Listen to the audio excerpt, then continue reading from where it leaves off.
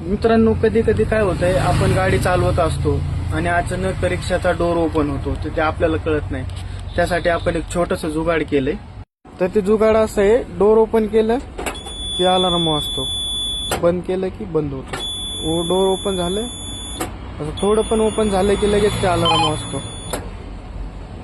बंद, चालू, बंद, चालू. तर इथं एक स्विच आहे, ते स्विच दबलं की ते बंद होतं आणि चालू होतं, बंद, चालू, असं.